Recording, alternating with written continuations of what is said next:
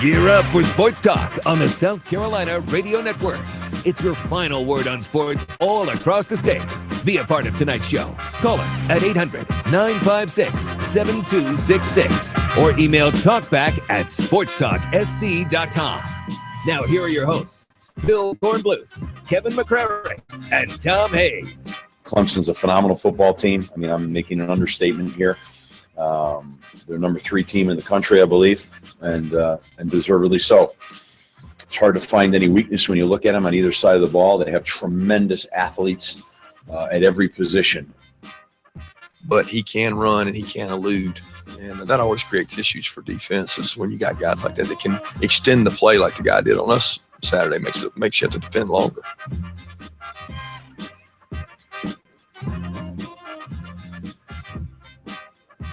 All right, good evening, everybody, and welcome into Sports Talk, South Carolina Radio Network from downtown Columbia.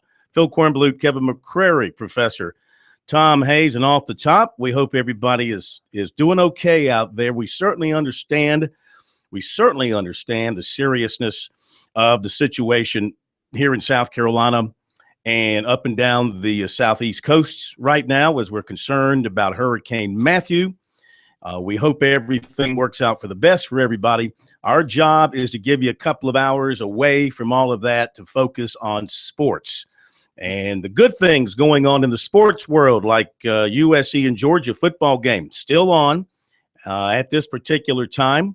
USC folks still trying to wait this thing out and see what happens with Matthew before any decision is made on when they will play the game. They're going to do everything they can to keep that game in Columbia. I know last night AJC put out that there was a good possibility the game was going to be moved to Saturday night in Atlanta at the Georgia Dome. South Carolina apparently has disavowed all of that stuff. So it's the Georgia Dome, folks. Okay. Yeah, they tweeted out, no, that's not happening. Okay. In fact, they've got a game there at like 3 o'clock in the afternoon, I think. Georgia State's playing there. Yeah, the story said they were going to move that game to noon and then do the South Carolina-Georgia game at 8, but it's not happening. The South Carolina game will not be moving from Columbia. Now, It might not happen Saturday night. It looks pretty strong right now based on everything that's coming out that it is still going to happen Saturday night at 7:30, but if it does move, it would probably move till Sunday or maybe less likely Monday. Well, I'm no meteorologist, though I did take meteorology in college, a class. Too. Yeah. So I feel he didn't pass. No, I flunked it. I flunked it terribly. But thus, I do feel as qualified as anybody on television to talk about this. And looking at the latest from the National Hurricane Center at 5 o'clock, their projection of this thing for Saturday, just looking down the road at Saturday, and basically it's going to be the eye of the storm. They're projecting to be off the coast of South Carolina, about midway up the coast, with the rain band, circling around and reaching about the Columbia area at 2 o'clock. And of course, reaching as far north as Little River, covering the entire South Carolina coast from the lowest part, Georgia, up to Little River.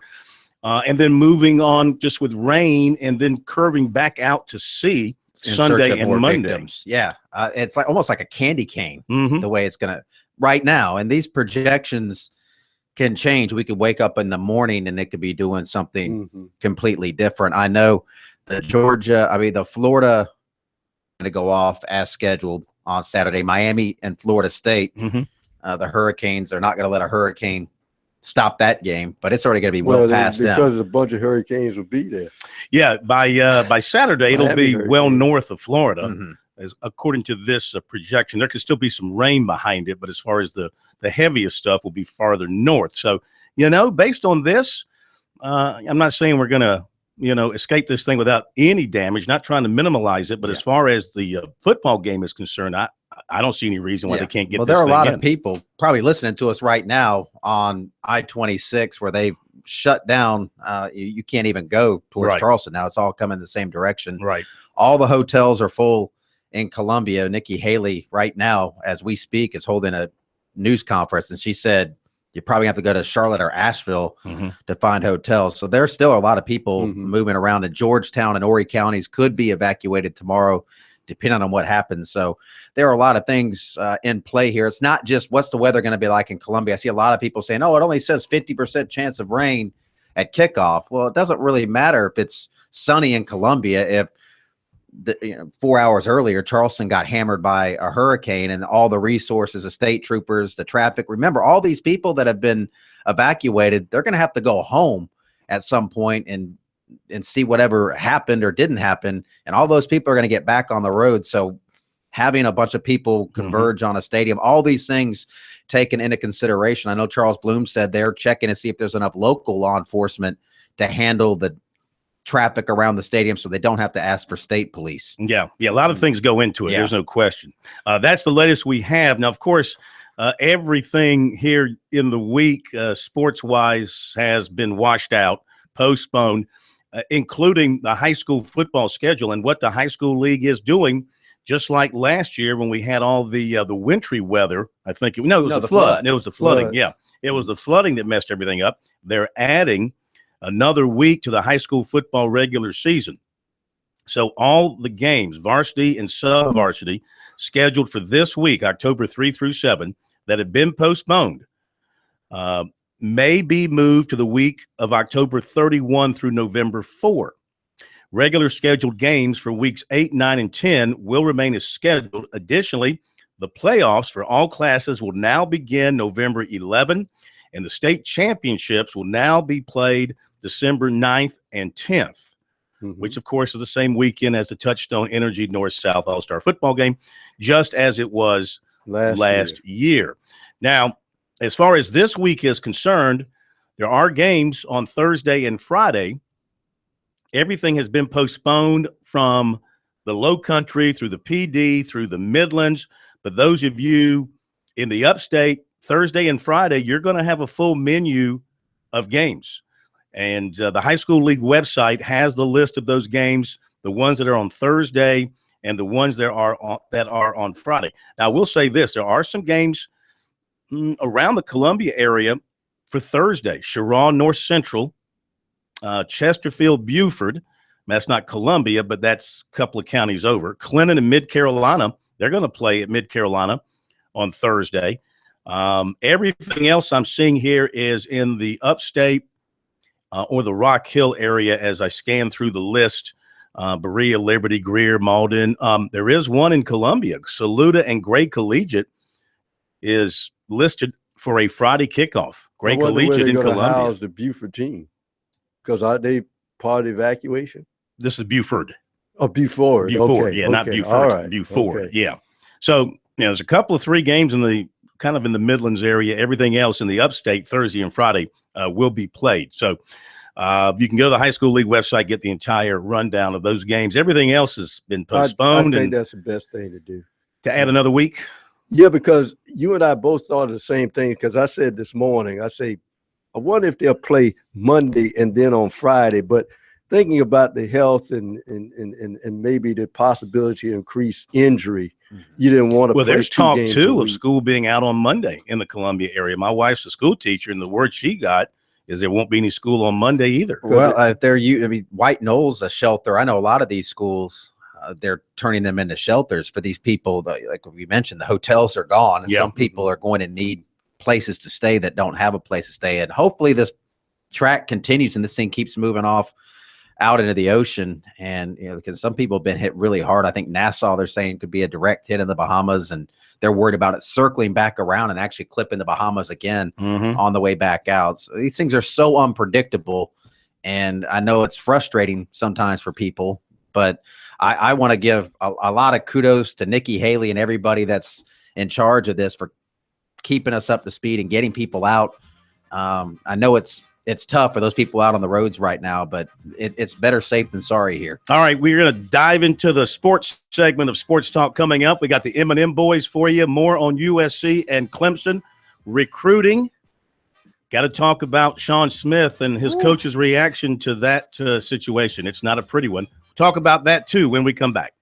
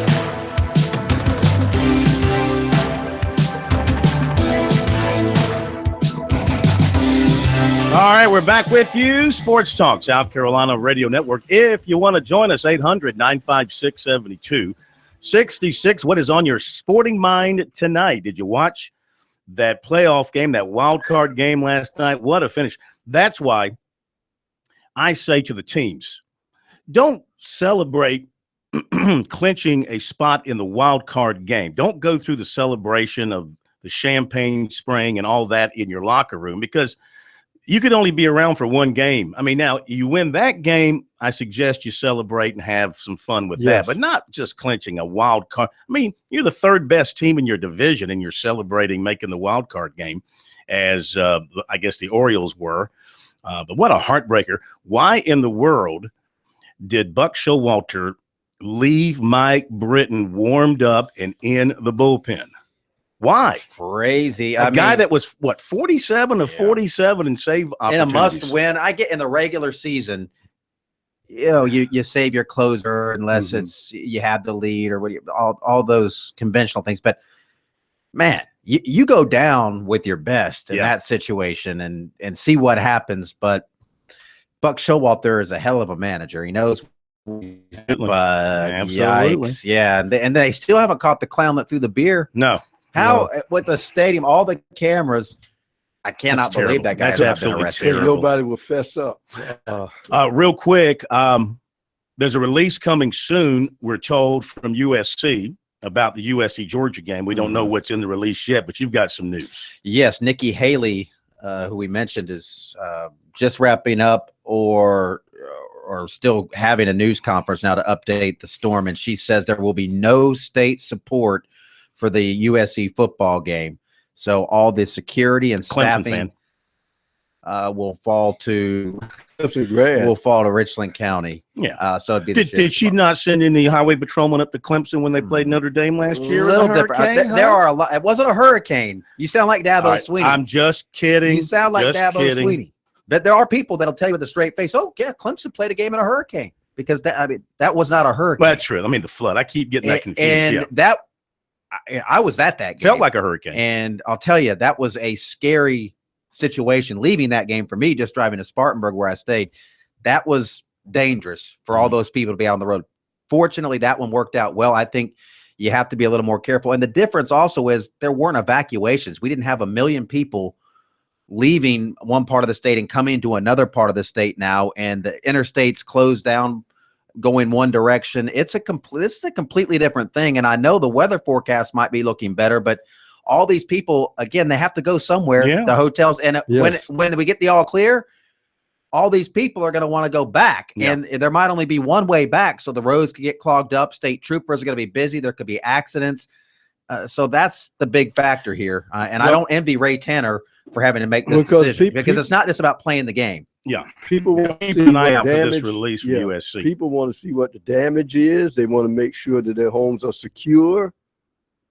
You know, because there may be some people that stay around and wake up and they say, "Hey, listen, I'm holding my breath. I'm holding my breath for everybody and everything down there, and just hoping that this thing will skirt us and give us a break. Once again, we've been very, very lucky for a lot of years. And, you would think they could come up with all the great scientists we have in this country and in this world. We could come up with something you could drop into a hurricane that would diffuse it.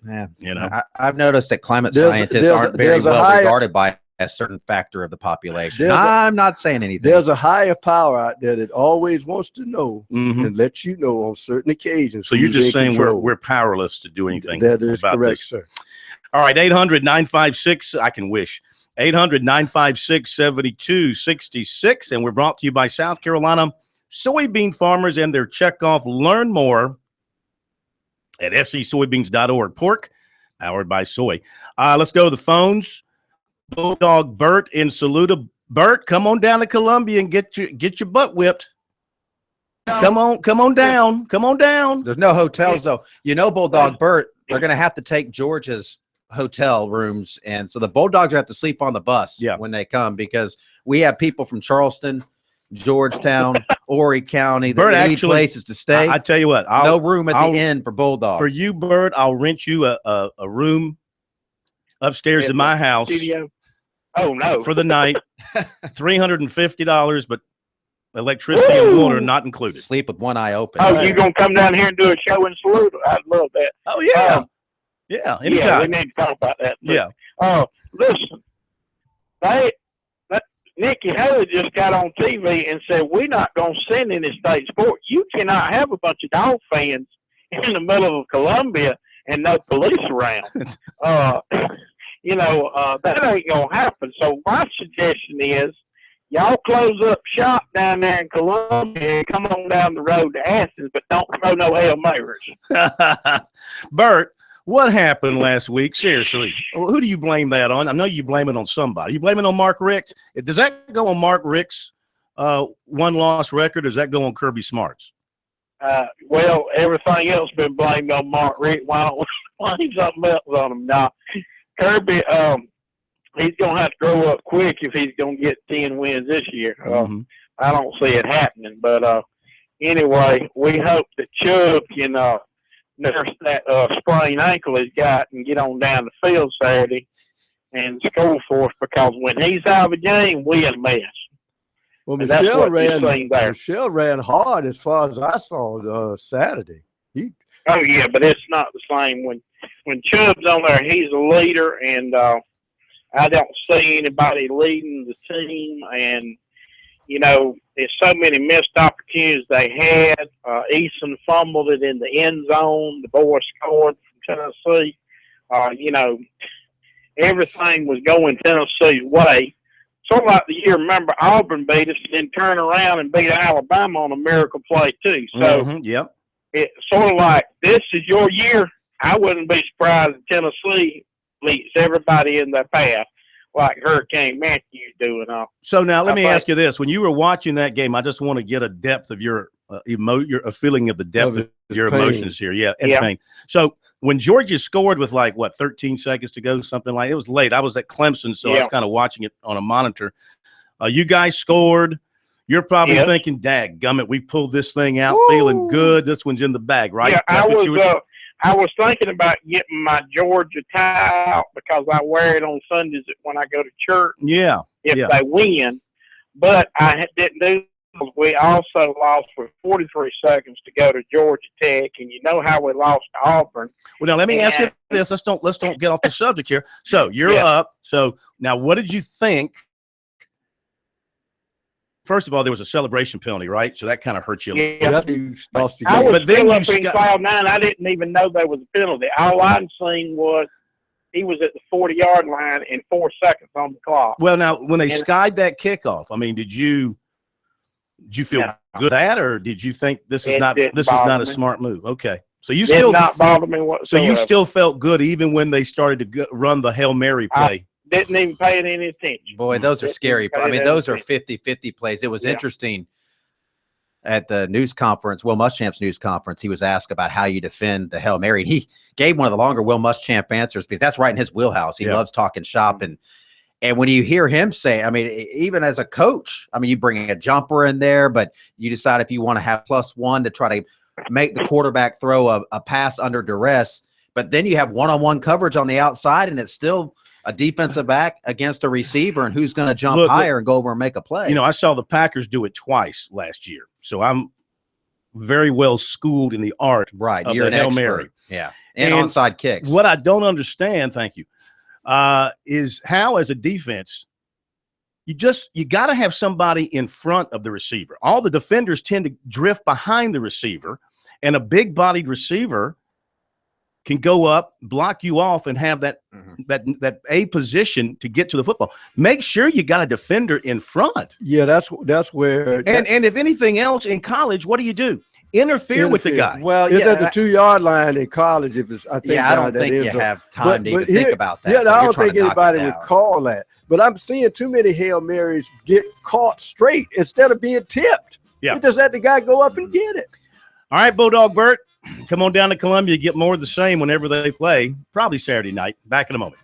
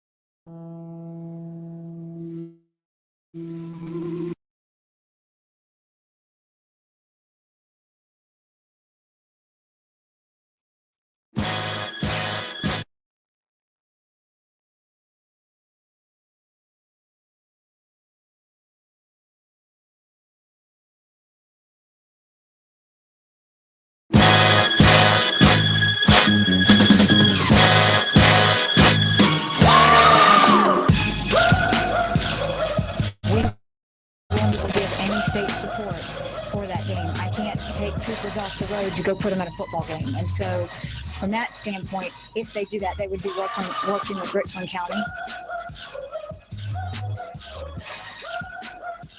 Okay, we're back. Sports Talk, South Carolina Radio Network. That was Governor Haley a few minutes ago. Her comments on not having any state troopers available for South Carolina if they play the game Saturday night. That's like when your wife tells you, look, you can go play that round of golf. I don't care. You can if you want. But you know deep down she's telling you, you better not go play golf today. Yeah. That's when you can do that if you want, but yeah. You're on your own. You are on your own. Let's welcome in. It's that time, of course, on a Wednesday night, the M&M boys, Corey Miller, famed sportscaster, former NFL linebacker, former Gamecock linebacker, former Central of Pageland, running back and defensive end. Preach it. And Will Merritt from the upstate, former Clemson standout offensive lineman. Unfortunately, it ended right there for him. Former Wren Hurricane standout offensive lineman. And a standout in the North-South game back in the day. Well. Yeah. Did you call that game the North-South field? I was there. Were you the play-by-play guy? I was there. Nice. And he was outstanding. I think he would have knocked your block off that night. He had the pancake blocks going on? Yeah. Had I been able to, bring my Hummer out there, that's the only way I was going to knock Corey. No. All right, Corey, let me ask you real quick. I know you've been following this all day for your coverage in Columbia. Ray Tanner just told us a little while ago an announcement is coming from USC. He said soon. Have you heard anything about what's coming from them? No, same thing that you're hearing, and I expect it to be Sunday. I really do. There's no way that they can play this game on Saturday with no troopers. That means you got to go CPD or Richland County, and traffic is going to be the main concern, and getting people back to Charleston. And so there's so much going on. I think it's just really, and I agree with what I think Hurricane Mac saying about the golf thing. It's like your wife saying, "Yeah, you can go play, but really don't want you to play." Yeah. And the tone in which she said it. I mean, don't put a game out there when we got all this stuff that's going on with the entire state. So I'm anticipating moving to Sunday or Monday, and I think if they do that, it's going to be just fine. At least you're not going to Atlanta. What happened last year? It's kind of ironic, right? Last year they went to LSU with the flood thing, lost a home game. I know they want that gate. They want that money. So I think, not playing it Saturday would be the right thing. Yeah. Okay. Let's turn our attention to what's happened in the past and what's ahead. Will, we'll begin with you and your thoughts on the Tigers against Louisville and that offense coming to life and really scoring a lot in a short amount of time. Yeah, I mean, and I'll just start off by saying I think it's one of the best college football games that I've seen played in Death Valley, if not ever, in a very, very long time. It's reminiscent of the Notre Dame game from last year, just where so much is on the line. The crowd showed up; they were fantastic. The weather was perfect, and it was really as we talk about all the time. Corey and I have discussed this many times. There are games within the games, and this was a game. This was two different games. You had the first half where Clemson completely dominated. Louisville comes out, completely dominates in the third quarter. And then Clemson, what I feel like they have done a great job of, Phil, is the reason they've won 19 consecutive home games and they have the longest streak in the country as far as home wins is what they do in the fourth quarter. I really feel like this is a fourth quarter football team. They get stronger as the game goes on. And I also like to think that, this is like the buildup of two, like a heavyweight bout between two quarterbacks, two Heisman Trophy candidate quarterbacks in Jackson and Watson.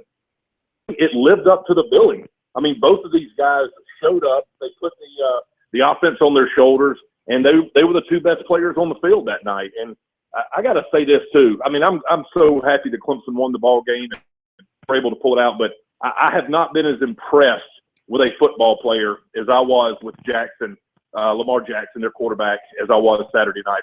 That young man is special, and he's going to continue to be special, and he's going to make a lot of money playing football. Corey, I know this is not one of your guys, but I want to ask you as a linebacker, and I'm sure you watched some of the Clemson game either live or on video. Ben Boulware, 18 tackles, named a National Defensive Player of the Week, seemed to be just all over. What do you think of him and the way he plays the game from that position, and your experience having played there all your years, can you relate to what he's doing? That was a great ball game that he played. No doubt. I think he approached the game the right way. One of the things that he has is heart and effort and toughness, and that's something that you don't coach. I don't look at him, Phil, being honest with you, as a next-level guy. I think he's going to go down as a good college football player. He's short. He's not really fast. I don't think he moves well in space. He's a guy that has a knack for the ball. You got to give him that. And I think that comes from a lot of film room study. I can tell he studies a lot of film. He anticipates plays very well, and that's what you do at that position. But, 18 tackles in the game, and I think what the defense that Venables is running helps him. He's always blitzing. He take a lot of the thinking out of it as well. So he played a great football game. I think, again, his attitude that he brings, I think he's just the engine for that defense. I mean, he brings a level of toughness that guys feed off on, and, you got to give him credit for that. But if you ask me going forward, I've talked to even some Clemson folks, he don't have the great ability. I mean, he's not going to wow you in the uniform getting off the bus. But again, he has that. I wish the guys that have that physique and that look will bring about the toughness that he brings to the game. What did you think of? Just one second though. Gee, that's a shock. And a lot of pass coverage, Corey. They put him covering passes downfield an awful lot. As a matter of fact, his quote was, he was just happy that Venables was finally blitzing him at the end of the game because his legs were so rubber. After playing 99 plays, he couldn't cover anybody anymore because he had been covering guys downfield all game long. So I agree in the fact that he might not pass the eye test getting off the bus, but if you look, the guy breaks up passes. He is constantly around the ball. He might not be the fastest guy on the field, but he finds a way to get there. And I think every single time. And I think that's because of his film study. I really do. And I think he's a liability. I think he is. If you want to get an X and O's, if I had the tight end O.J. Howard, a guy that could get in space, I would take him covering my tight end all day one-on-one because he can't cover me. He don't How have many to get people have O.J. Howard? At my point, when you get to the next level, you're going to have a lot of O.J. Howard. That's what I'm saying. That's why I say he's a good college football player. I don't think he's a great player, but I think he's really a very sound college football player. But going forward, I don't think he has the measurables size because you got to play a lot of one-on-one and things like that. You got to play in nickel. But I think Venables does a great job of putting him in position. And I think the fact that he studies so much and he knows the game, that gives him great opportunity to make plays. I love his heart and passion. They talk about him choking the player and all that stuff, but I love his passion. He plays linebacker the right way. Hey, Will, by the way, that wasn't you on the sideline working with the chain crew there. That was Will. I knew it was Will. I thought it looked familiar. Guys, I was a state away calling a football game. Okay, y'all said something on the radio show earlier today. I said I feel like that Ben Boulware is one of those guys that missed the right generation to play the game. Like he plays the game like he should have been playing it in 1950. Where old school. You just play hard, and it doesn't really matter, and the rules don't apply. You just go out there and you just play the game. Well, you got to tell him to stop choking people now. He can't be choking people out. Yeah. What'd you think of that, Will? What'd you think of that? Hey, Corey, they didn't choke in the fourth quarter. That's all I got to say. No, now that's a good comeback. That's a good. Hey, but let me say this: if you watch that play all the way to the end, where he's taking Jackson down, and I'm not trying to defend choking a player. I would never do that. That's heinous. But I can't say that. I've done it before. Of course you have, Corey. You've choked me in the radio studio before. But Jackson even went on record later on Sunday when they were talking to him. As soon as he told Ben Boulware, as soon as he said, "You got my neck, you got my neck," if you watch the end of the play, he lets go immediately. I don't think he was intentionally trying to hurt Jackson. I think he was just saying, this guy is almost dang near impossible to get to the ground, and if I got to grab him by the throat, I'm going to grab him by the throat. All right, hang on. Got to hit a break. Be right back.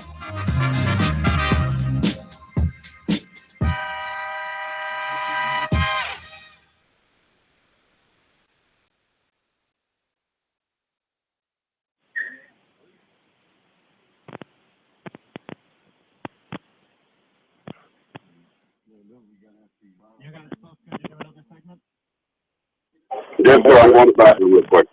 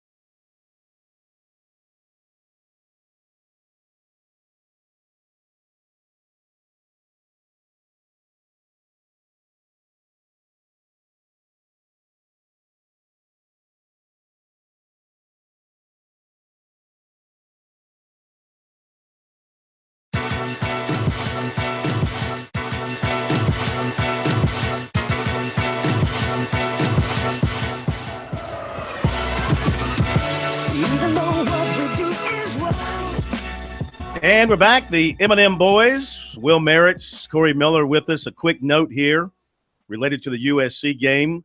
Sheriff Leon Letts from – no, it's not Leon Lett. Leon Lott. Everybody. Josh, well, now I'm blaming Josh Kendall here. He Josh Kendall corrected. said It's a Sheriff tweet. Leon Lett. It's a tweet, though. It's easy to make. Right, Leon Josh, Lett, that would be a story. be bigger. Leon Lett's in charge of security Saturday. What could possibly go wrong? Let's be bigger than this. Anyway, he says that Leon Lott says, quote, there won't be any lack of security at the game whenever it's held. So Richland County Sheriff stepping up to the plate to do what he has to do. And I'm sure Lexington County will lend a hand as well, maybe even Kershaw County, maybe even Calhoun County. Anyway, back to the M&M boys. If Leon Lett is in charge of security, it is a true state of emergency.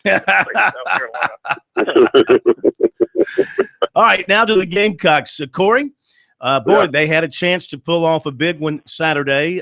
Special teams certainly played a big role in that loss. What do you think of the quarterback situation now moving forward after what happened Saturday? Well, I believe that he's going to start Perry Orth. I think that's the way he's going to go this week. Just my guess here. Don't really have anything concrete. But let me just say this. The backup quarterback's normally always the most popular, the most favorite guy, right? But I don't think Kurt Roper, despite what they're saying about the playbook, McElwain's not giving him the same opportunity as he's giving Perry Orth, meaning he's not allowing him to throw the football on a consistent basis. It's very, very predictable what they do. I mean, when you got this guy in here, everybody's going to put 8 in the box. They're going to run zone read, design quarterback runs, very limited play calling. Then, when you throw Orth in there now, it's a more dire passing situation. You open it up a little bit more. You're running tight ends down the seam. You're running some combo routes and things like that, which I haven't seen him do with Brandon McElwain. So I don't think he's given a fair shake of the playbook.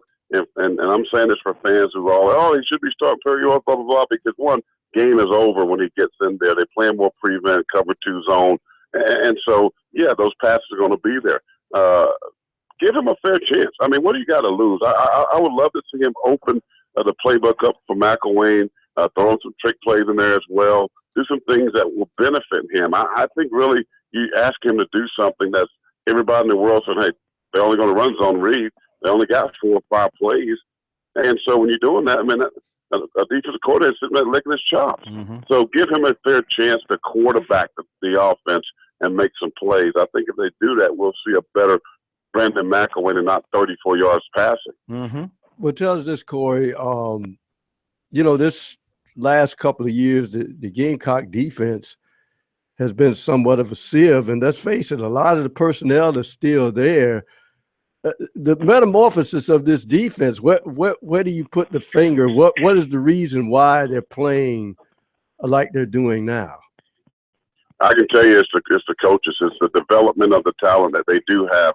Nobody's teaching. Nobody's talking fundamentals. This defensive coaching staff, I think they're excellent. I really do. I've been out at practice and I watched them. I see the drills that they work on.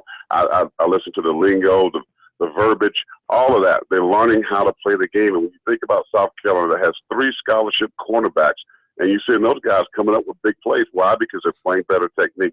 They have a better understanding of the game. Yes, it's a lot of bend, but don't break. But that's what they have to go with right now. And that should give you hope what's to come when they get players that can really go out there and beat a tackle when it's 3rd and 10. Get a cornerback that you can say, he's going to shut down this side of the field, and we can play zone on this side or whatever.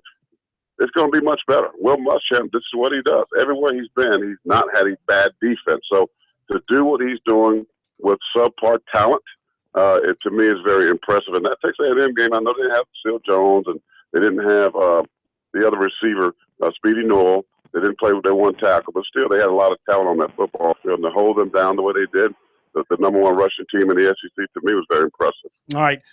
Will, are you concerned with the interceptions that Watson is throwing?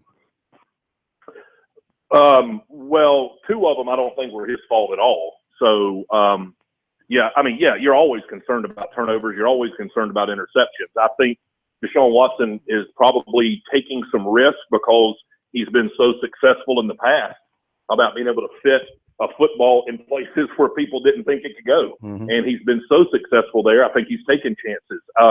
But I mean, you can't blame a deflected pass, and you can't blame a wide receiver running the exact wrong route. You can't blame those things on Deshaun. But obviously you're always concerned about turnovers.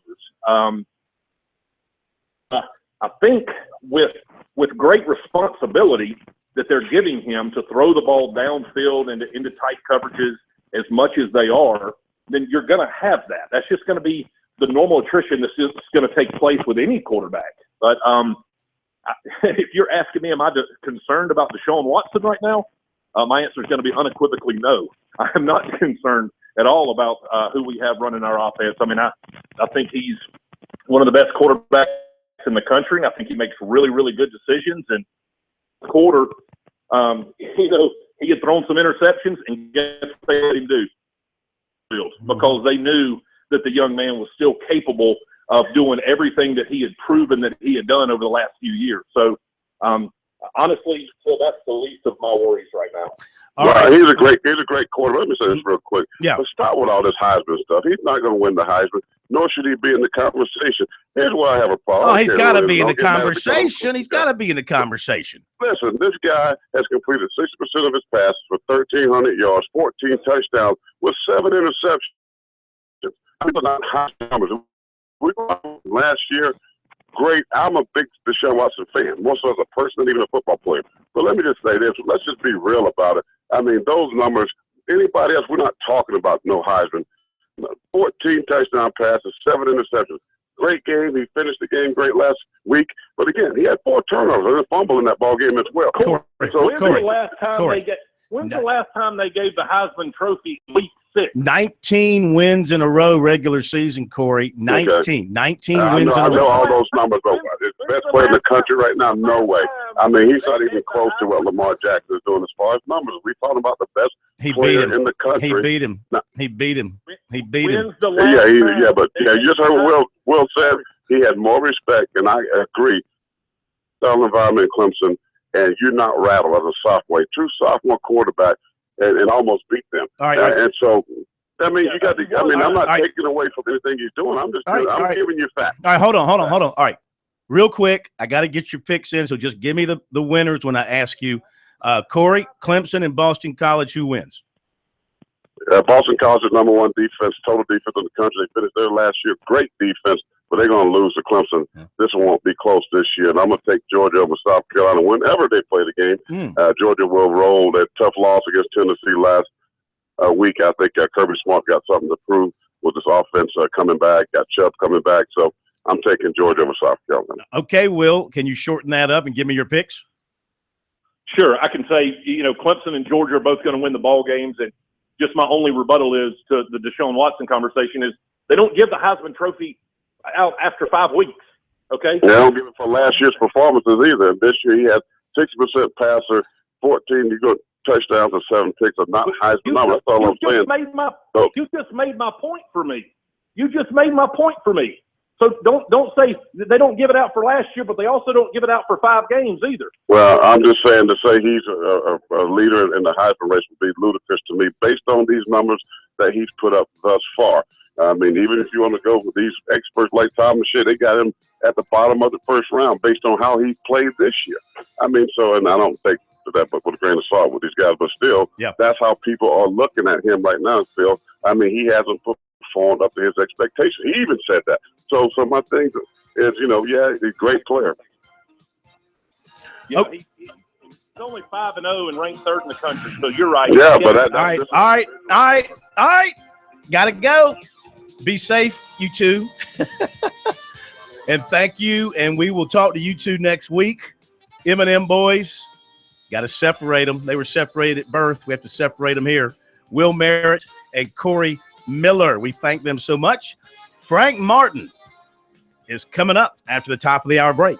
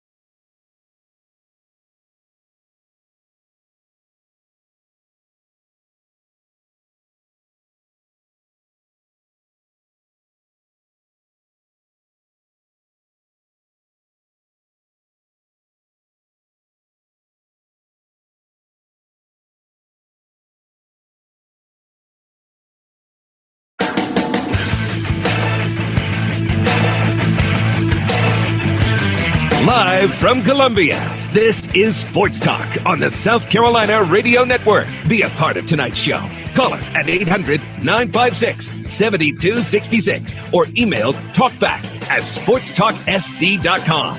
Now, here are your hosts for Sports Talk, Phil Kornbluth, Kevin McCrary, and Tom Hayes.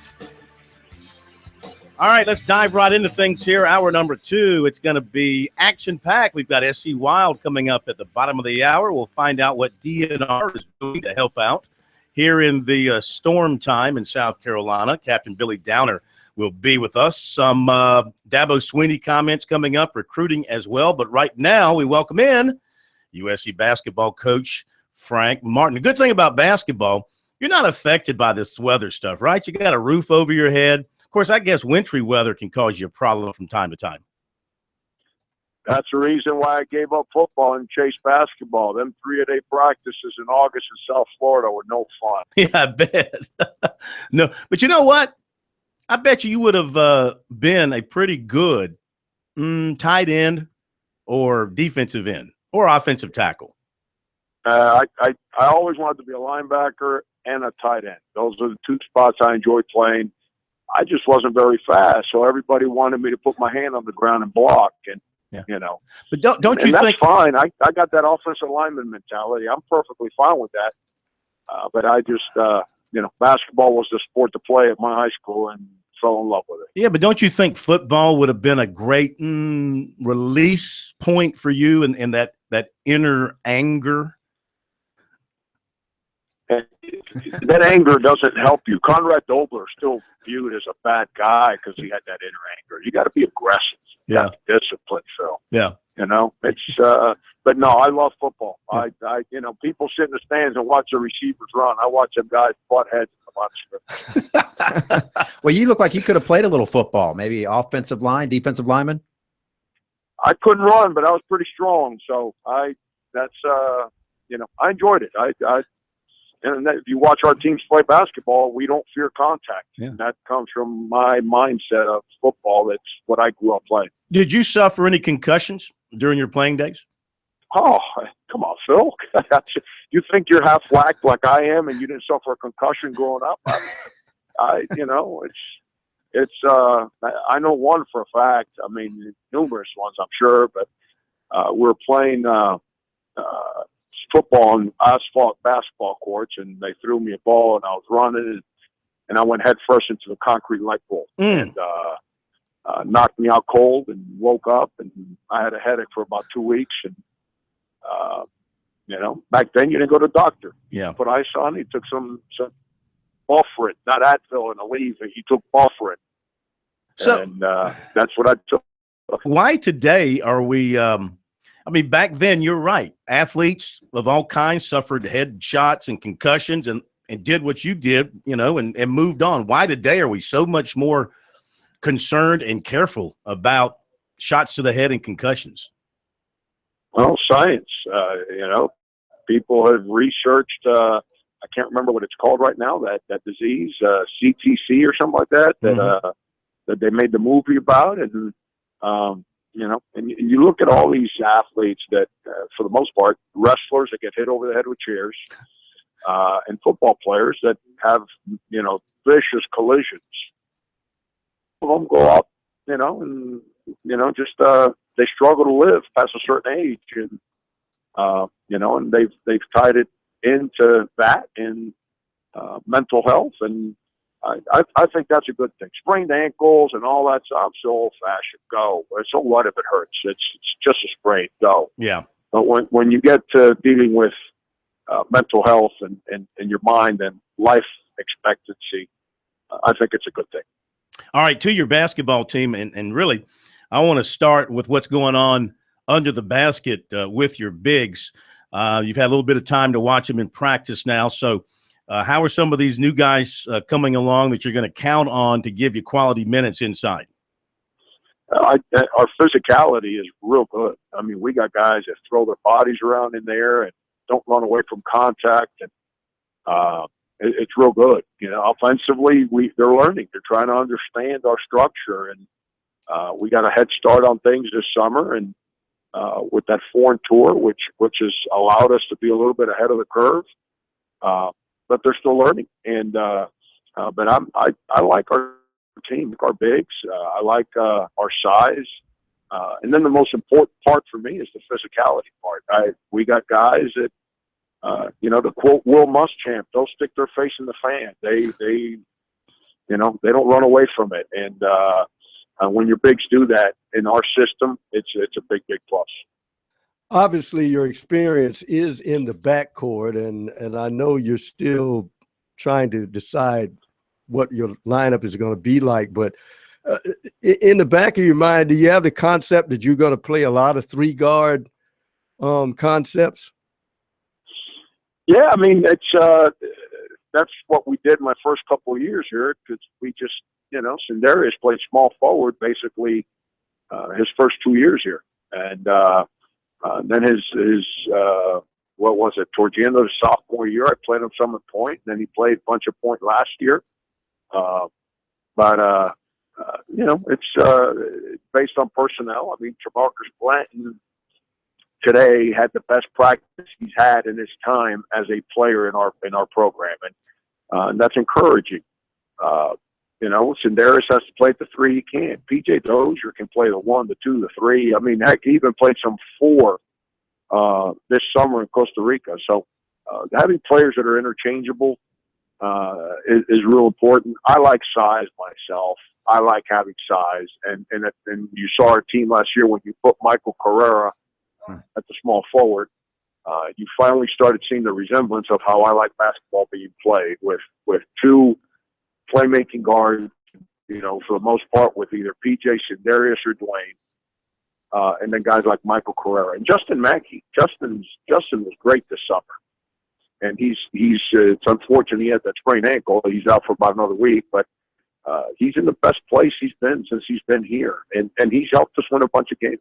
Yeah, you kind of led into my question there, and I know you lost some experience, but your early tenure here, you were talking about length and athleticism, and it seems like this might be the best in that category you've had since you've been at South Carolina. Again, some younger guys, but in terms of length and athleticism, is this going to be kind of an all-time high for you at South Carolina? Yeah, absolutely. And by the way, speaking about length and athleticism, I think I need to tell Phil, I'm on my way to the Lexington Gamecock Club at the Country Club to see Steve Gunner. And length and athleticism reminded me of Phil's old sidekick. I mean, short stuff himself. El Shorte. Yeah, absolutely. Yeah. Well, he's gone on like so many. He's gone on to bigger and better things. Like so many who've come through Sports Talk, we've helped launch him into a whole new career.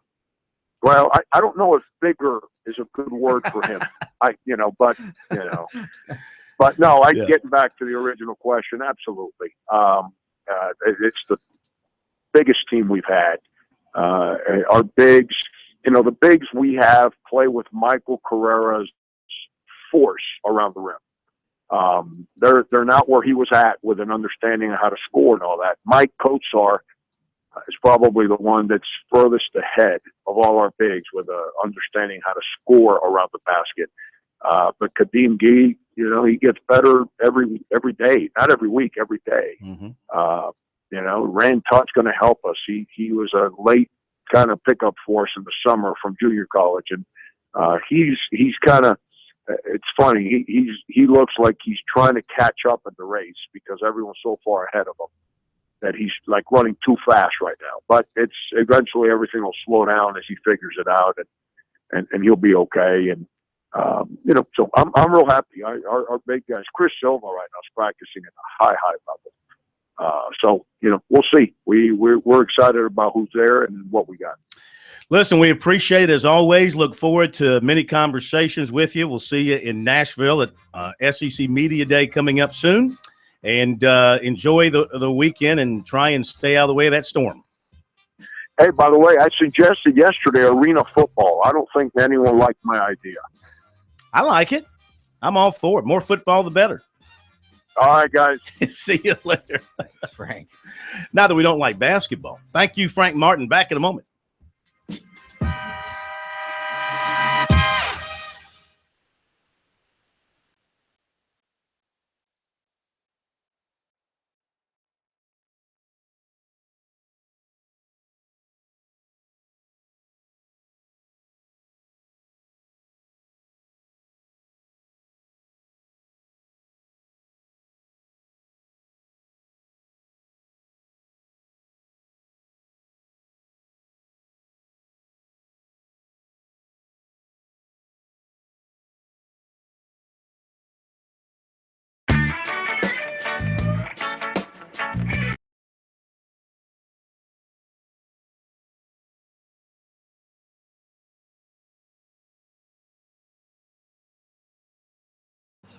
blaring from the speakers in there. Has that kind of been your message to the team? Oh, that's been the message. We play that.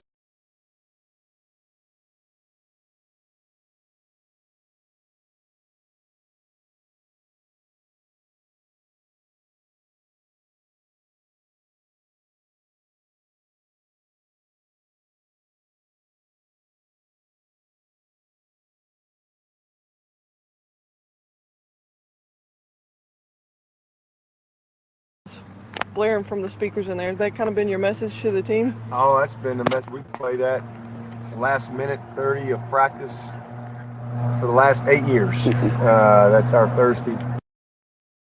Blaring from the speakers in there. Has that kind of been your message to the team? Oh, that's and we win. The first thing that plays on Monday is Another One Bites the Dust. We've been doing that for 8 years. So two great songs. Every time I hear them, I'm like, all right, another week of prep behind us.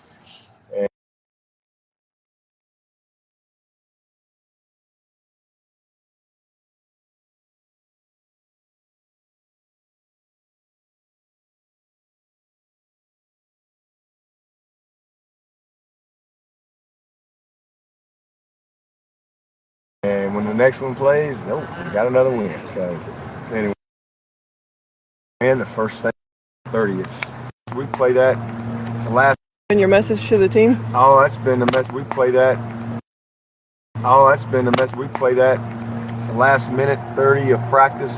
The last minute 30. We play that the last minute 30 of.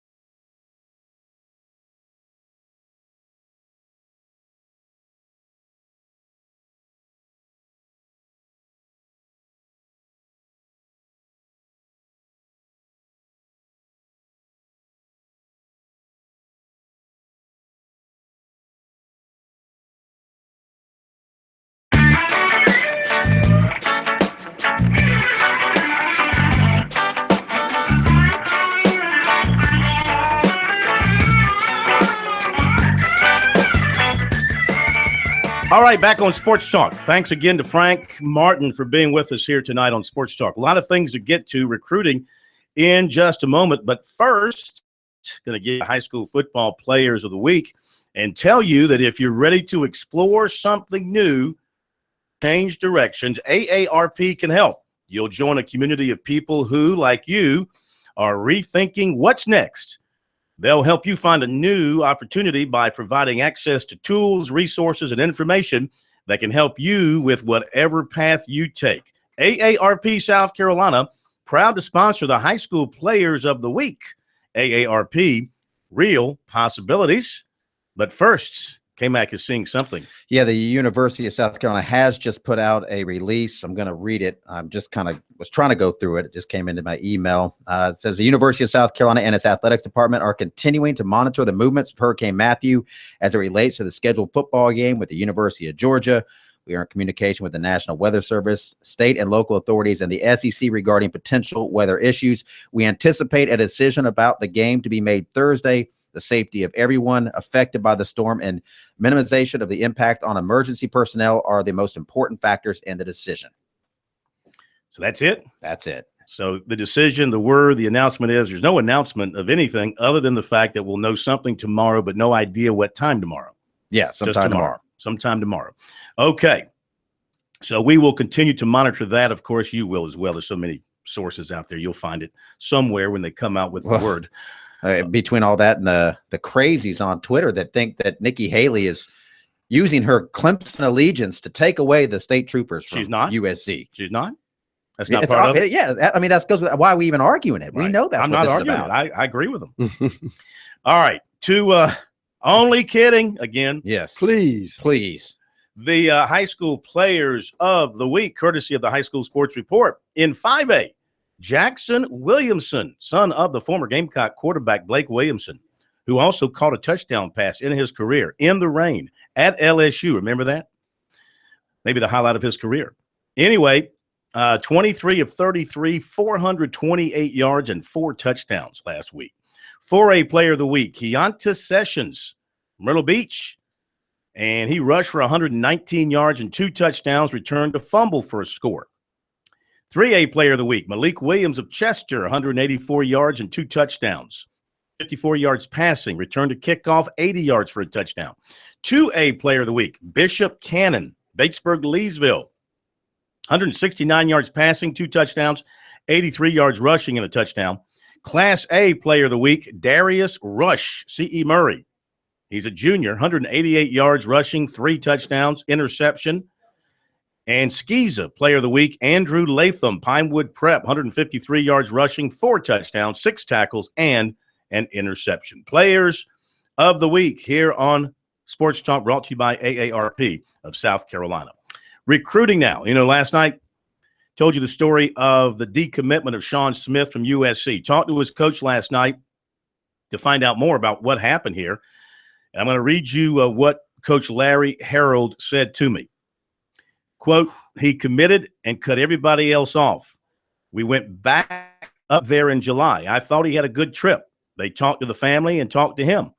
We haven't heard from South Carolina since then. He's been trying to get in touch with them. I've been trying to contact them and haven't received any phone calls back, and I began to get worried. He was supposed to take an official this past weekend because he's going to be an early enrollee. Finally, I got a coach to call me back. I've seen them accept several wide receiver commits in the last couple of months. I know this game and I know how it is, and once he told me they weren't calling him back and they wouldn't call me back, I began to get real worried. Finally, they called me, and basically what they did was renege on his scholarship offer and offered him a gray shirt instead, which is not going to work for him. He comes from a single-parent home. He has a child, and he's already done the enrollment process. He's going to graduate early and was looking forward to enrolling at South Carolina. This has kind of left the kid stuck out to dry. Harold continued, I have tremendous respect for Coach Will Muschamp. I've known him from his time at Florida and those coaches. But this is the side of recruiting nobody knows about. There will be comments on Twitter, people bashing him, but they don't know the other side when you have this kid you really want, but I guess somebody better they feel comes along, and basically the kid is hung out to dry. Now this kid has to start the recruiting process all over again and cut everybody else that was recruiting him off. I'm just really sour right now because when it comes to my kids, they come first. My whole thing was, if you had let us know in July or August that you are after some guys that were a higher priority, it could have been better for him because he could have had other schools actively recruiting him. I'm not trying to bash South Carolina. The numbers game is what it is. But these coaches throw these offers out, and this kid committed, put his whole life on hold, and now he's stuck holding the bag. He had no other choice but to decommit. So now I agree with the coach. You shouldn't do that to a player. No matter if it's South Carolina, Clemson, Notre Dame, you shouldn't do it. You shouldn't do it. If you offer a scholarship in good faith and he accepts in good faith and he follows along with everything you're saying, unless there's something that happened that we don't know about, right, you should not pull an offer from a kid. That's what's hard about it. I mean, because Will Muschamp can't talk about it. You're not going to hear anything from the other side. So every time these stories come out, they do come out from one side. But this is a coach that, he wasn't trying to badmouth Will Muschamp. In fact, he went out of his way to say, I like Will Muschamp. I've known him for a long time. This is just a bad deal. He kind of got that the recruiting numbers game is a rough deal. I think his biggest issue was the communication. This is a guy that was planning on enrolling early. I've heard some people say, oh, he had until February. They gave him plenty of time. Well, no, he really had until December if he was an early enrollee, so he doesn't have as much time. Other schools might have filled up. You got to communicate with these kids. At least when they're calling you, pick up the phone. And I think too often that's how schools, they ghost you. And this was a legit commitment because the Gamecocks had 2 commitments on that day. They had the commitment from him, and they had the commitment from the running back, Keyshawn Bryan, and 2 spurs up, went up that day. And Sean Smith talked about on that day when he committed about talking to South Carolina, committing, and everything was good. This was not any kind of a backdoor thing. And here's another reason why I always make fun of recruiting rankings and things of that nature, because the same people who are and ranking these classes, when a kid commits, it's how good it is for the school and for the class and what a pickup it is, all these positive things. Right. And then you go back and read the same people on those fanboy websites today. Like I read one of them who said, the staff's not upset that he's no longer committed to him. Just throw him under the bus. They're such hypocrites when it comes to this kind of stuff. That's why I always say, don't hang your hat on recruiting, because it is subjective and it is political. Didn't you mention the coach also said that what worried him is the fact that he saw in-state kids, two in-state kids, that he said, because, But still, I mean, the Gamecocks are recruiting another receiver. Exactly. They're in good shape with Chad Terrell from and he's Georgia. from Georgia. Yeah. Well, you can only have so many Smiths on your roster at wide receiver. It'd just be too confusing for everybody. And that's really what it came down to. Only 3. Smith on the reception. All right, let me continue. Defensive back Tank Robinson of Lake Marion was at USC for East Carolina. He was at Clemson for Louisville. Liked both visits, hearing good things from both staffs, says both staffs want him. He said that he is going to go to games at NC State, Tennessee, and Virginia Tech, and Notre Dame has been on him strongly of late and wants him to visit. He's working on an official visit there. Justin Foster, the linebacker from Shelby, North Carolina, has set this Friday at halftime his game to announce for either Clemson, Georgia, and Tennessee. Widely speculated that he will pick Clemson. Athlete Tansy Richardson of South Aiken spoke with USC recruiter Travaris Robinson yesterday. He was invited to the Georgia game this weekend, if it's played or when it's played. He plans to take officials to Colorado State and Arizona State.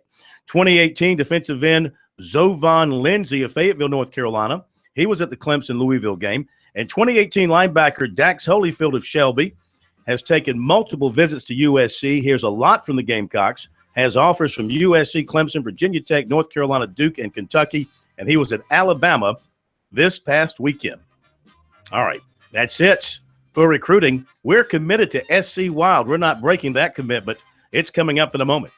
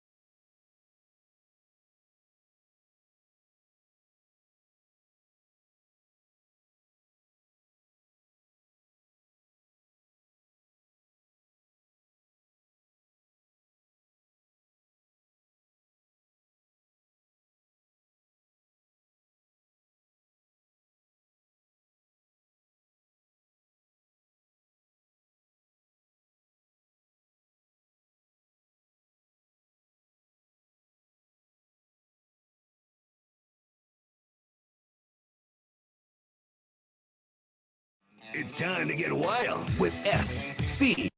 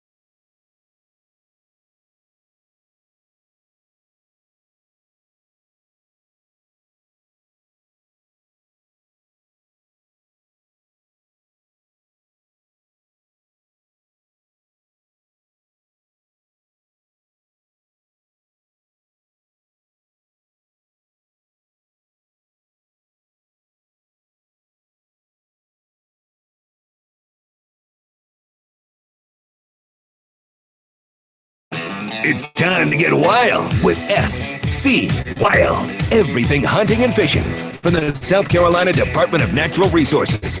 And your host, SC Wild Sports Talk on the SC Network.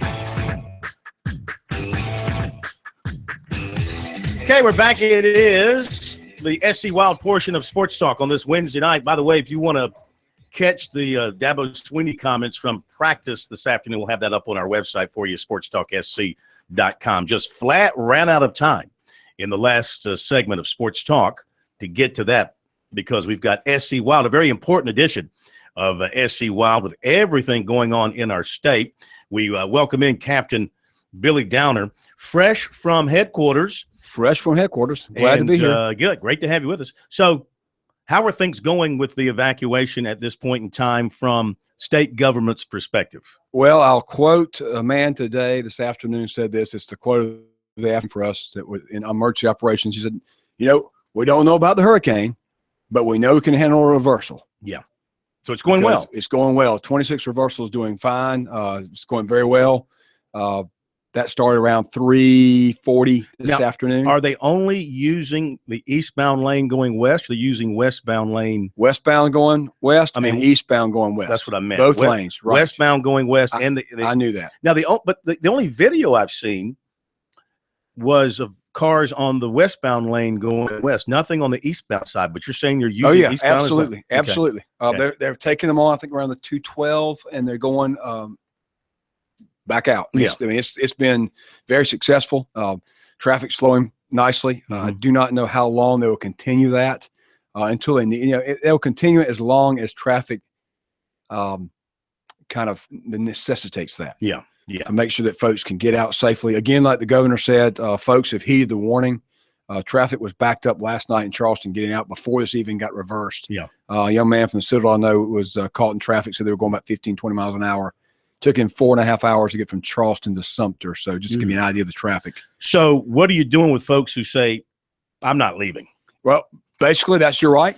Like the governor said, if you noticed, you said this is not a mandatory evacuation. There's no longer, it's an evacuation. We call it evacuation. They don't have those anymore, right? That's right. It's evacuation. And if you want to stay there, then you can. We generally, they have a form, family form you fill out where you sign and say, yeah, I'm staying. Okay. So that they can identify where someone is if something happens bad. So they can identify. Well, no, not, but so we can know, that person signed off, hey, I'm staying. So are you going to go, if there's a problem and somebody's in need of help, you're going to go get them? Here's the point on that. Yeah. And the governor said this, and she's very good with her words. Done an excellent job. Remember, if you stay behind and then you call for help, you're asking law enforcement personnel, other rescue personnel to go in harm's way because you decide to stay. Correct. Which we're going to do. We're going to go try to get that person. They change their mind and say, hey, I don't need to be here. You know, but we need to think about that ahead of time. People need to be smart. Think, this is a serious storm.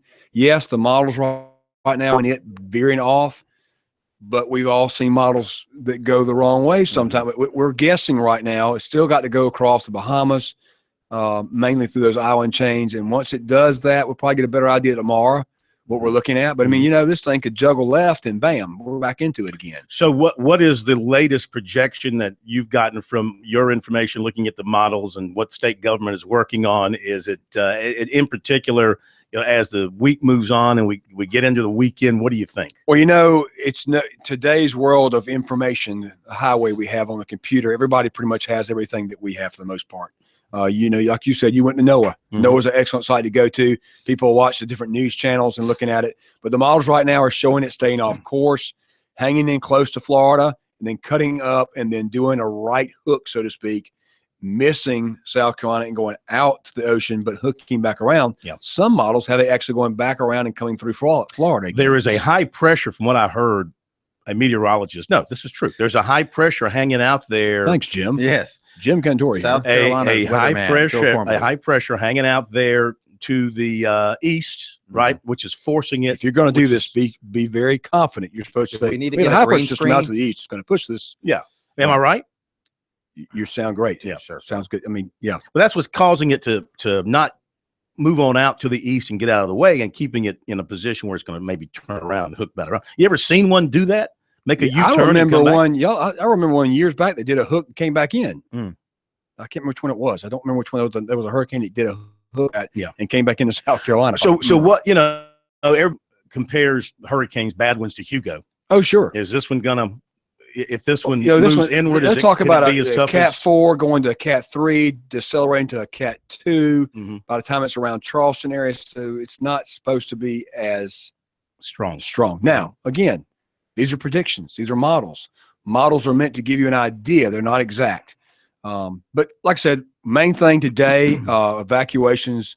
Again, the governor announced that they were asking people to evacuate the coastal counties. People are heeding that warning. They're leaving.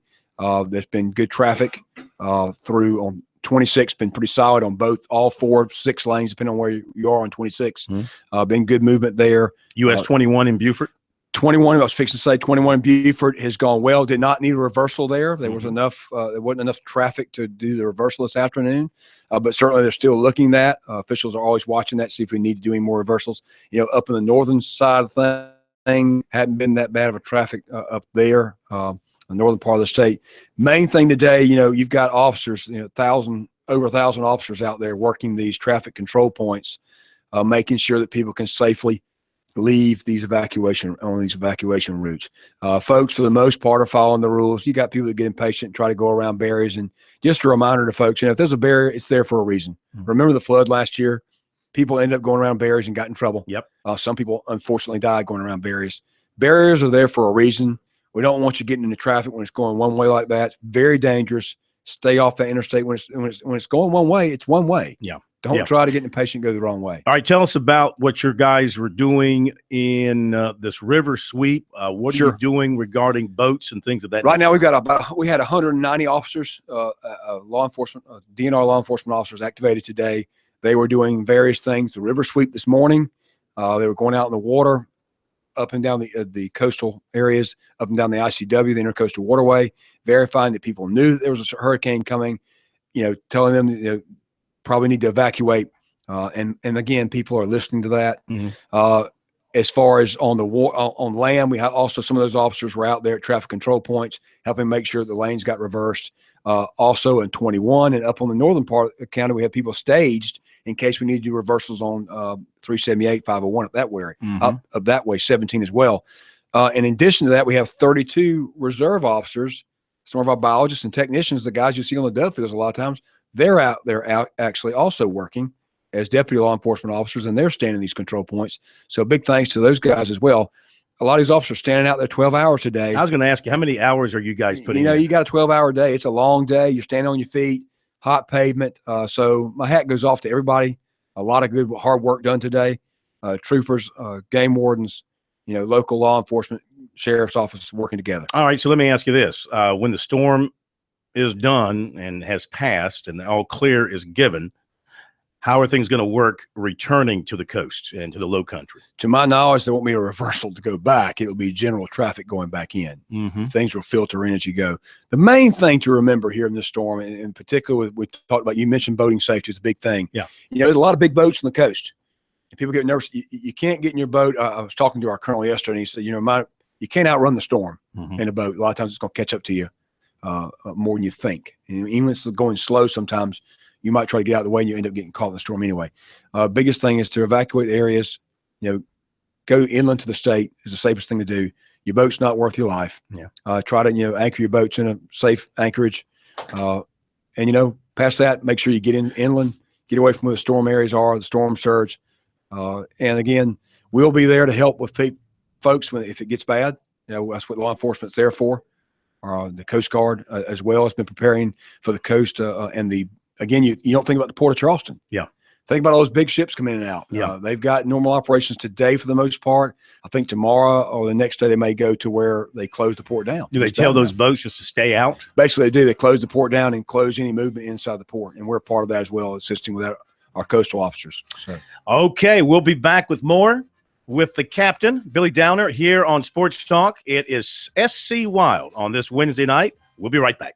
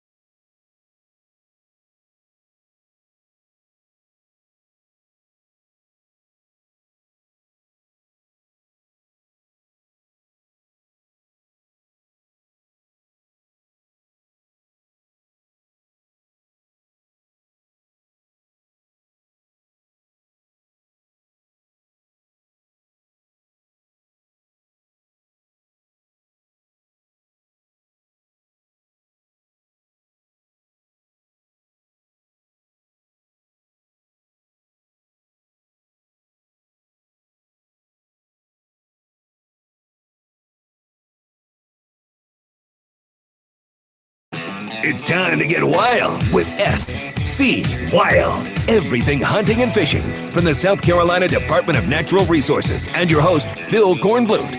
SC Wild on Sports Talk on the South Carolina Network. All right, we're back at Sports Talk SC Wild edition here on this Wednesday night. Very important edition of this. Might be the most important edition of SC Wild we've ever done, because we're talking about Hurricane Matthew and its pending arrival in our area and what it can do moving forward. Let me ask you this, Captain Downer. Once the storm has passed on, what are you guys, the experts at DNR, when it comes to the environment and all that? You have any idea on the impact on the coast, erosion-wise, and things of that nature that this storm might do? Of course, beyond your storm surge, which is what everybody's concerned about, that storm surge, the coast water, where you've got the larger waves and the water comes inland, salt water coming in, invading fresh brackish water areas, really high salinity going up there. You've got the rain is an issue, rising rivers, local flooding, flash flooding. Those are the things you're concerned with immediately when a storm hits. After the storm, it depends on how far it goes inland. If it goes inland, if you remember Floyd, remember what the aftermath of Floyd was. The flooding that continued for weeks. Waccamaw was up beyond the banks and continued to rise for a week or two and crested. We had officers working 2-3 weeks after Floyd, security on the Waccamaw Basin. Those kind of things, of course, not only do they flood houses, as we've seen in the past in floods last year, the 1,000-year flood, they flood wildlife areas. Last year, we had to close deer season down in some places. So those are things that are concerned. Anytime you have a large storm of this magnitude that could come inland, the impact could be huge. Again, if it turns off, the impact could be very little. But you have to look at the bad side of things. If it's really bad, we have lots of rain, storm surge, you may have affected wildlife. So our department will be looking out to protect wildlife. There may be areas that we need to look at the end of the storm, as we had last year. That we had to close some seasons down to protect the resource. Yeah, that's going to get to that next. In terms of the impact on hunting and fishing along the coast in the low country after this storm has passed, what do you foresee there? Fishing, one of my best friends and I were talking about fishing, because we've been wanting to go flounder gigging for the last 2 weeks. And when you have a storm like this, it's going to stir everything up, and your fishing is going to go down inland, your inshore fishing, particularly in your when you say stir everything up, I mean sand. You have the storm, the sand, your different your tributaries, your inlets, they change. The wind and the water, the wave action will change. These places we fished 10 years ago, for instance, where there's deep holes, 20-foot holes, they're now 5 or 6 feet deep. The ocean's constantly changing. Your inshore fishing habitat a lot of times is constantly changing. So deep holes today, 5 years from now or tomorrow, big storm like this could be gone. It could be filled in with sand, silt. It's going to affect fishing, no doubt. What about deer? Deer, again, higher water pushes deer to higher ground. It can concentrate deer. Again, if it makes it unfair to the resource, we may have to look at that. But, we just have to wait and see what the storm's going to do. Hopefully it stays offshore. I know we don't want to ever hope a storm hits our state. Sure, absolutely. All right, to more current issues. Big alligator. We're just talking about this big alligator caught in Murrells Inlet. Yep, 13-foot 5-inch. What I'm looking at online, looking for the same as you. Big male. What part of Murrells Inlet was it caught? Because I tend to see that. Spend a lot of time in Murrells Inlets, and I kind of want to know where that sucker was. What's he doing in? I mean, is there enough fresh water? Doesn't matter. We have alligators and pictures of alligators offshore in the ocean too. Swimming through the surf, as it were. Particularly on your barrier islands where you've got less people. They're very they frequent those shorelines. I mean, remember, think about if you go to Fripp Island, there's alligator signs everywhere. Great alligator habitat. You've got Huntington Beach, Hunting Island. You've got Edisto, Hilton Head. All those areas, islands are very, the coastal areas, a lot of food resources, estuaries, and so alligators will be present there. So anything more about this gator that they caught, where they caught it, and what they did with it? No, I'm just looking at the lineup. Same thing as you look at the story. Looks like it was weighed about, let's see, around 800 pounds, which is about accurate for a big gator. That's going to weigh 800 pounds. That's a large gator. That is. How has deer season been progressing to this point? Deer season so far, I've heard slow reports. I've heard people seeing deer. It just depends on where you are. As I've said before, there are plenty of people want to jump and say the deer herd's going down. Well, it depends on where you are. You may not see deer in your area, but others may see an increase or see just as many in their area. Talk to local farmers. They'll tell you in a lot of places there's still a lot of deer out there. They're causing crop damage. Last year, looking at the 2015 season, 111,000 bucks were taken. Wow. Again, we have about 700,000 population deer. Yeah. 111,000 is not taking much off of that. No. Think about that, And again, our hunting season is to control the population. That's what the purpose of it is. As well as I for enjoy some deer jerky. I enjoy it, but as far as when you talk about conservation and hunting is used to help control populations, deer is a perfect example of that. There's just not a predator for deer out there that's effective enough to control the population. You're looking at big deer. Everybody talks about big What is deer. their predator, by the way? What's their outside of Back in the day when we weren't around, it was the red wolf and the eastern cougar. The red wolf is a small remnant population on a barrier island. They've got to control this. They've released them and had to go back and get them. They haven't done very well. Small population. Not doing his job, huh? No, they're a smaller wolf now. They're not like the timber or the big gray wolf, timber wolf. They're not as big. They're a little smaller, between a coyote and a wolf. The coyote has now come into South Carolina. Right. I was going to ask you about let's don't even get into the cougar because the cougar's gone. Yeah. Well, we're going to have a caller. Here we go. Here we go. Tell you, there's a cougar in his backyard. I know. There is a small remnant population of the eastern cougar left down in Florida called the Florida panther, a misnomer, but it's the Florida panther. It's going to start lighting up now. Yeah. But the coyote came into South Carolina and it's changed the landscape for deer, and they have become somewhat of a predator. Not necessarily on adult deer as much, but certainly on fawns. They're affecting the fawning rate in some areas. There's been some studies on that. And we have published widely that we want people to take coyotes at any time. It's always interesting to look at the coyote numbers that were taken. I think somewhere around 22,000 coyotes were taken by deer hunters last year. But again, a lot of coyotes that are out there. Yeah. A lot of them. But big deer. People want to talk about deer. Yeah. Well, how do you know what a big deer is? How do you? You measure the antlers. You measure the antler spread, the size of the antler circumference, all these things. How many points does that How many factor? points? Those all factor in. A lot of things come into the measuring system, includes the measurement of the main beams, the greatest inside spread, the circumference measurements of the beams, the number and length of the points, and the total of all these become a final score. If there's any difference on the left and right, that becomes a deduction off the total score. Top big deer counties for 2015. What's the number one county in the state?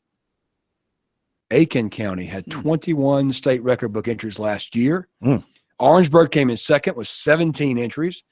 Anderson County came in third with 12. Darlington County in fourth with 10 entries. And Oconee County with 10 entries came in fifth. What does it take to make the state book? 125 points. 125 points to get you make in the state, book. To get in the book. So it's not the weight. No, it's not the weight at all. It has to do with the antler spread. In fact, a lot of times your large antler deer will not be as heavy as some of the deer that other people take. I mean, they'll be less than 200 pounds. Gotcha. 175, 180-pound deer may be the biggest deer as far as spread. The biggest deer for last year's season was 167 5/8 in Anderson County, taken by David Swaney in December. This buck actually ranks 10th all time in the state. Wow.